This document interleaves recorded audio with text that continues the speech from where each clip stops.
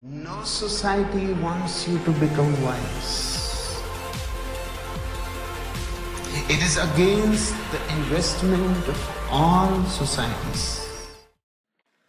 Good morning, guys. How's it going? Happy Friday. There's a blizzard outside, and I'm wearing my suspenders.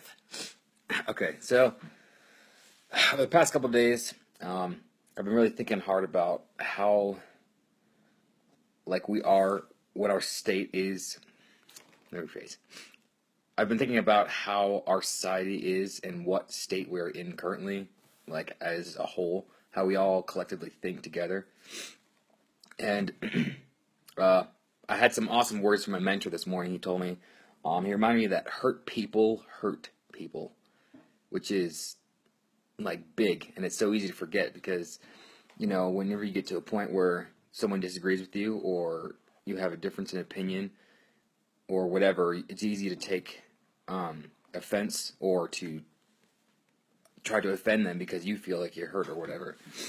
But it's a vicious cycle because hurt people, and when you realize that the reason why people are nasty or mean or whatever towards other people is because they're hurting as well. So just going back to what my dad says too is like, you don't know where people are. So just keeping that in mind when you're dealing with people. I'm trying to work on that myself. I don't know, life. What I'm starting to realize, I've been reading How to Win Friends and Influence People by Dale Carnegie, and I'm trying to reread that and make that like a big part of my life right now.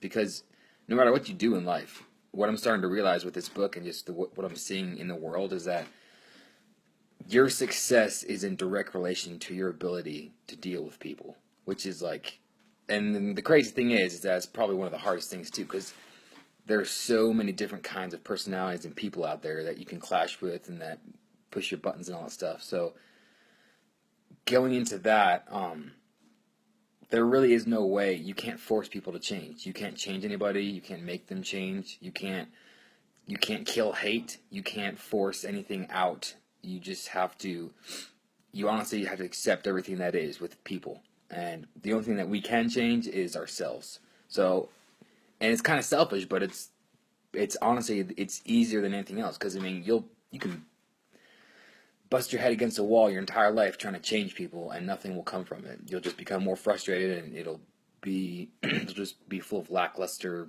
motivation and all this stuff. So when you try to change yourself instead of trying to change everyone else around you, then you can start to see the world in a different perspective and you start to see things differently and you start to deal with people differently. And then you start seeing success and all different kinds of greater opportunities coming your way to help you get to where you want to be. So that's one of the things I've been realizing. I'm trying to really, niche it in to whatever, to ingrain it in my brain, that dealing with people is the most necessary skill out there, and it's the most highly paid skill out there, is to be able to deal with people. So, going into not being able to rid the world of hate, I had this kind of insight yesterday, and I made it into a quote. So, what I said was, the only way to rid evil from this world is to ensure that you have neither a place at your table for hate nor a bed for it to rest. So basically what that means is just, you look around the world today and you'll have plenty of examples and plenty of ideas of where hate is and where it comes from and everything and all this negativity in the world. And it's so hard to stay away from it because it's gotten to the point where no matter where you turn, that it's in your face. People are trying to get it in your face because everyone's trying to disagree or argue or agree on the same or different things, and it's all revolving around all this negativity around the world and all this stuff that everyone's trying to push on you, like the media, or whatever. So it's really hard to turn anywhere to something positive without having to, push your way past all this negativity. You're going to have to ignore this over here, not look over there, and just to get to where you want to be in your mindset. And it's hard because there's so many different outlets from where hate comes from. So, with my thought,